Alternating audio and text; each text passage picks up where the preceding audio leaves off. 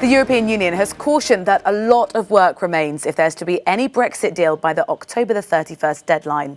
Expectations were raised following a positive meeting last week between the UK Prime Minister Boris Johnson and the Irish Prime Minister Leo Varadkar.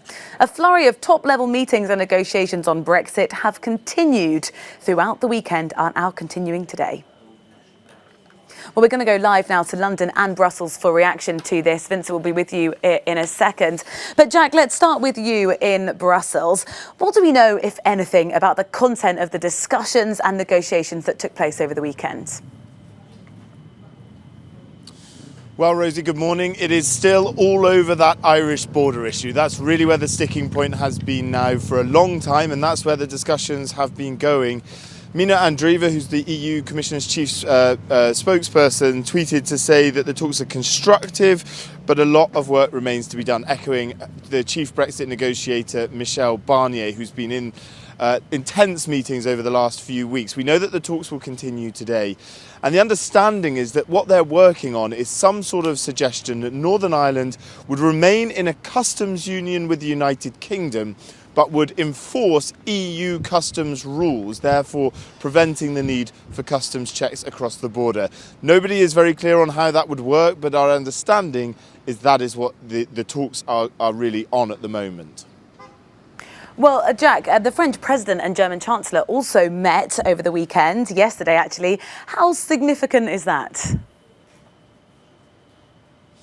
Well, they had a long meeting. They sat down together yesterday evening, discussed, it looked like what their main discussions were over was the Turkish offensive in Syria, but they did touch on Brexit in their press conferences. There was a real change of tone from the German Chancellor, Angela Merkel, when she was speaking. She started speaking about the United Kingdom as a competitor to the European Union after Brexit, potentially. They were talking about artificial intelligence and the race towards improving that. And she mentioned the UK being a competitor. As I say, that's a change of tone from the EU side, where generally they've sort of been talking about the UK as being a very good neighbour and remaining in close cooperation with the European Union. And this really is providing sort of commentators and meaning that a lot of people looking at Brexit are starting to wonder whether the EU side, and specifically the German Chancellor, is starting to think that even if some kind of deal is done, by the end of it, the UK position will be very different, and it will be different to what the EU had when it negotiated that initial withdrawal agreement with the Theresa May government. Jack Parrick, our correspondent in Brussels, thank you. Let's head over to London, where Vincent McAviney is there. Morning to you. We've been hearing then that Boris Johnson might have softened his position. If that was the case, how likely is he to pull those hardline Brexiteers with him? Well, good morning, Rosie, from a very wet Westminster today. And yes, we are hearing that Boris is starting to soften his position, change it, look at proposals that he previously ruled out, quit Theresa May's government over it even.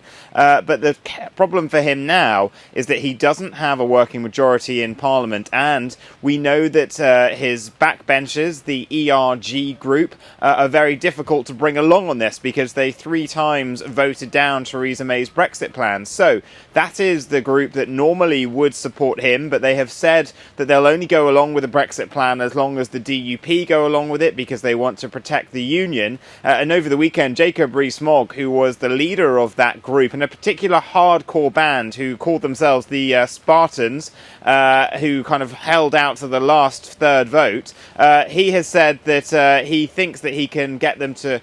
He said he previously called these plans cretinous when he was a member of them, but now he's in the government. He's saying it's all about flexibility, about believing in Boris Johnson's direction of travel, and so it may be that they can bring these people along if they say to them, look, it's either this or Brexit itself could be totally cancelled if we head into a general election and don't do well.